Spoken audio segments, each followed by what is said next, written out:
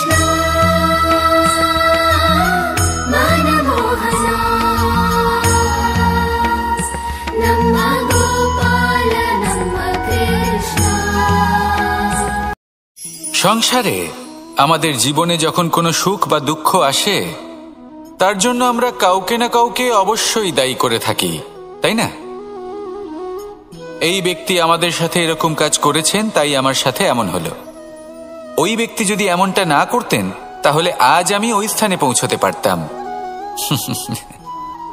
সবই আপনার দৃষ্টিভঙ্গির ওপর নির্ভরশীল, আর যদি আপনার দৃষ্টিভঙ্গি এমন হয়, তাহলে তা অনুচিত। সত্যি কথা বলতে, এই সংসারে ভিন্ন ভিন্ন ধরনের মানুষ আছে। এটা আপনার ওপর নির্ভর করছে কিভাবে তাদের স্বাগত জানাবেন। একবার ভাবুন, আমি আমার দুটো হাত সামনে নিয়ে এলাম, দুটো মুঠো খুলে দিলাম। দুই প্রকারের মানুষ আসবেন, কিছু না কিছু দিয়ে যাবেন। এই মুঠো যদি আমি বন্ধ করে দিই, তাহলে না কেউ আমাকে কিছু দিতে পারবে, না আমার কিছু যাবে আসবে। নিশ্চয়ই বুঝতে পারছেন এই দুই ধরনের ব্যক্তি কারা এবং তারা কি দিয়ে যান। আমি যদি নিজের মুঠো খুলে দিই, তাহলে কিছু ভালো মানুষ আসবেন, আমাকে আনন্দ, সন্তুষ্টি, জ্ঞান প্রদান করে যাবেন, ভালো অভিজ্ঞতা দিয়ে যাবেন। কোনো খারাপ ব্যক্তি যদি আসেন, তাহলে তিনিও খারাপ অভিজ্ঞতা দেবেন, যার থেকে আমি শিক্ষা লাভ করব। এই সব কিছু আমি লাভ করতে পারি। মুঠো যদি বন্ধ করে রাখি, তাহলে আমি কিছুই পাবো না। দেখুন, এই সংসারে প্রত্যেকের জীবনে এইরকম। প্রত্যেকের জীবনে সবকিছুই আছে, ভালো খারাপ দুই মানুষই আছে। ভালো অভিজ্ঞতা আছে, খারাপ অভিজ্ঞতা আছে। নির্ভর করছে আপনার উপর যে আপনি কি করবেন, এনাদের স্বাগত কিভাবে জানাবেন, কার থেকে কি বুঝবেন, কি শিখতে পারবেন, আর কোন দৃষ্টিভঙ্গি নিয়ে অগ্রসর হবেন। এটাই নির্ধারণ করবে যে আপনার জীবন কেমন হবে। আসুন আমার সাথে ভালোবেসে বলুন, রাধা রাধা। জীবনে যখন কোনো ব্যক্তি নিজের লক্ষ্য প্রাপ্তির জন্য নিরন্তর পরিশ্রম করতে থাকেন, চেষ্টা করতে থাকেন, তখন তিনি কষ্ট অনুভব করেন। কখনো শারীরিক কষ্ট, কখনো মানসিক কষ্ট। এবার উনি এটা ভাবতে থাকেন যে আমি কি উচিত করছি নাকি অনুচিত করছি।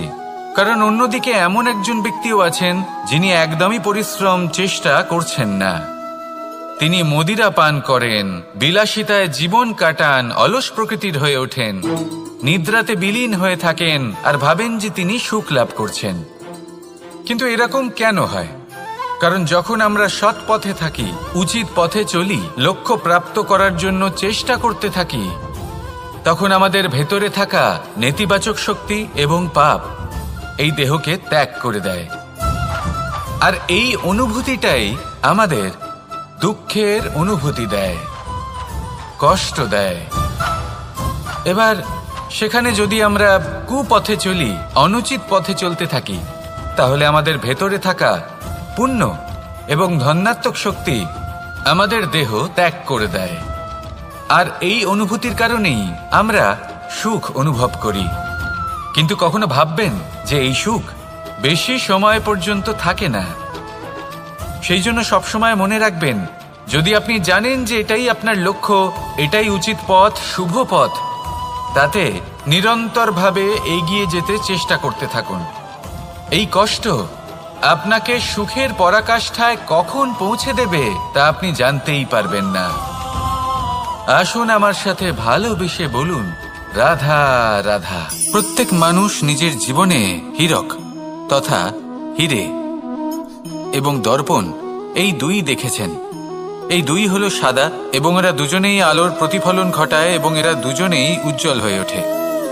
আপনি হয়তো মনে মনে ভাবছেন যে এটা কি ধরনের তুলনা করছি। একটা হীরে তো রত্ন, তার মূল্য দর্পণের থেকে অনেক গুণ বেশি। কিন্তু হীরে থাকাতে দর্পণের মূল্য কিন্তু কোনো অংশে কমে যায় না, তাই না? মানুষ যখন হীরে নিজের হাতে নেয়, তখন সবার আগে কি খোঁজে? দর্পণ, যাতে তার মধ্যে দিয়ে দেখে সে বুঝতে পারে যে সেই হীরে আদৌ তার শোভাবর্ধন করছে কিনা, তাকে ভালো দেখাচ্ছে কিনা, প্রসাধনের জন্য সেটা ব্যবহার করা ঠিক হবে কিনা। অর্থাৎ হীরের উপস্থিতিতে দর্পণের গুরুত্ব কম হলো না। দর্পণের কারণে হীরের মূল্য বোঝা গেল। আমাদের জীবনেও ঠিক এরকমই ঘটে। আপনারা যদি সংসারে নিজের আশেপাশে দেখেন, এমন অনেক মানুষ দেখতে পাবেন যারা নিজেদের ক্ষেত্রে মহান স্থানে পৌঁছেছেন, নিপুণ এবং শ্রেষ্ঠ হয়েছেন। আর তাদের মধ্যে আপনার নিজের মনে হয় যেন আপনি হলেন দর্পণ। নিজেকে ছোট মনে করবেন না। আপনার মূল্য কম হচ্ছে না, আপনার নিজস্ব মূল্য আছে। আর যদি আপনার অস্তিত্ব না থাকে, তাহলে ওনাদের অস্তিত্বের মূল্য সংসার বুঝতেই পারবে না। জীবনে সবসময় চেষ্টা করবেন যাতে আপনি আরো বেশি শ্রেষ্ঠ হয়ে উঠতে পারেন। আপনি নিজে যে স্থানে আছেন সেটাকে ছোট মনে করবেন না, তারও নিজস্ব একটা মূল্য আছে। যদি আপনি হিরে হয়ে থাকেন তাহলে অহংকার করবেন না, যদি আপনি দর্পণ হয়ে থাকেন তাহলে নিজেকে ছোট মনে করবেন না।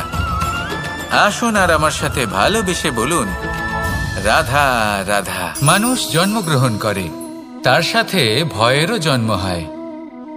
ছোটবেলা থেকেই আমাদের মনে কোনো না কোনো প্রকারের ভয় থেকেই যায়। কেউ এই বিষয়ে ভয় পায় যে তার কোনো বস্তু তার থেকে দূরে চলে যাবে।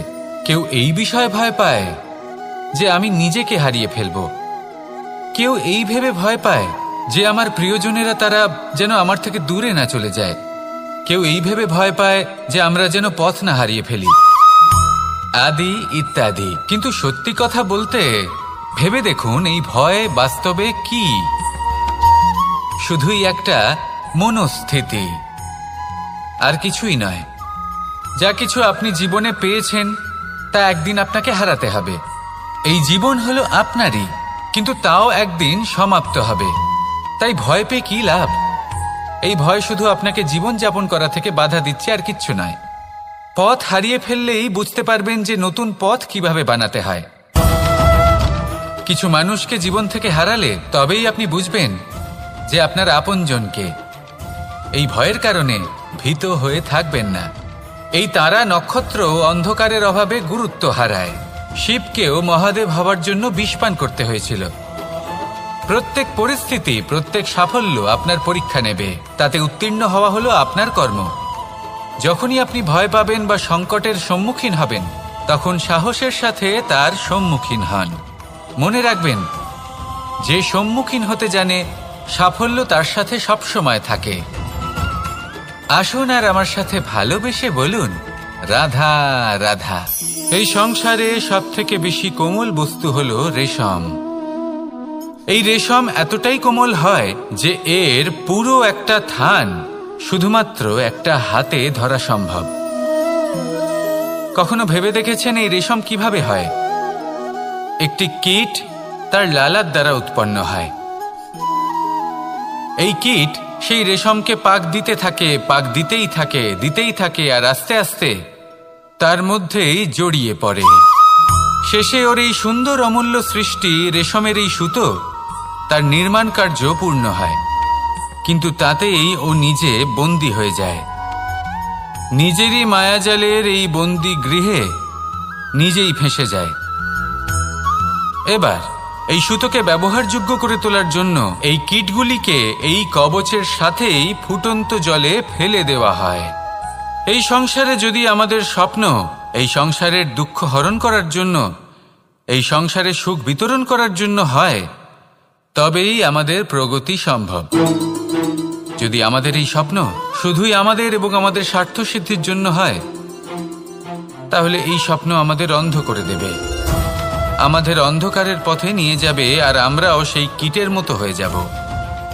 নিজেদেরই মায়াজালে আমরা নিজেই ফেঁসে যাব, আর শেষে আমরা যদি কিছু লাভ করি তা হবে একাকিত্ব, অন্ধকারময় মৃত্যু। তাই স্বপ্ন অবশ্যই দেখুন, কিন্তু এমনভাবে স্বপ্ন দেখবেন না যে তার এই বন্দিগৃহে আপনি নিজেই ফেঁসে গেলেন। স্বপ্ন দেখুন পরোপকারের, পরমার্থের, সবাইকে উদ্ধারের, অন্ধকারের নয়। তবেই কল্যাণ হবে, আর তবেই এই হৃদয় প্রসন্ন হয়ে বলবে, রাধা রাধা। মানুষ যখন এই সংসারে প্রবেশ করে, অর্থাৎ জন্মগ্রহণ করে, তখন নিশ্চিন্তে থাকে, আনন্দে থাকে। কিন্তু যেইমাত্র তার মধ্যে বোধশক্তি আসে, তখন সে চিন্তা করতে শুরু করে। চিন্তা ভবিষ্যতের, সেই সমস্ত বিষয় নিয়ে চিন্তা করে যা ওর হাতে নেই।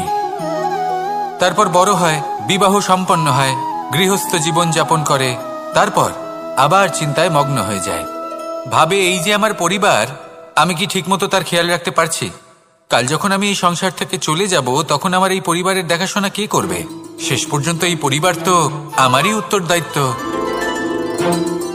যাক, আপনাকে একটা প্রশ্ন করি। এই সংসারে আসার পূর্বে আপনি কি এই প্রশ্ন করেছিলেন, এটা ভেবেছিলেন যে আমাকে ছাড়া এই সংসার কিভাবে চলবে? করেননি, তাই তো? তাই আপনার এটা নিয়ে দুশ্চিন্তা করার প্রয়োজন নেই যে আপনি যখন এই সংসার ত্যাগ করে চলে যাবেন তখন কি হবে। আপনি যখন ছিলেন না তখনও এই সংসার চলছিল, আপনি যখন এই সংসার ত্যাগ করবেন তখনও এই সংসার চলতে থাকবে। যদি কোনো বিষয়ের প্রভাব থাকে তা হলো আপনার আজকের তথা বর্তমানের কর্ম, অর্থাৎ আজ আপনি কি করছেন, কার জন্য মঙ্গল করছেন, কাকে প্রেরণা দিচ্ছেন, কাকে সাহায্য করছেন, কোন উদাহরণ প্রস্তুত করছেন। আপনি এই সংসারে যে ছবি অঙ্কন করবেন, সংসার সেটাই মনে রাখবে। তাহলে শুধু সৎকর্ম করুন, মঙ্গল করতে থাকুন, আর আমার সাথে ভালোবেসে বলুন রাধা রাধা।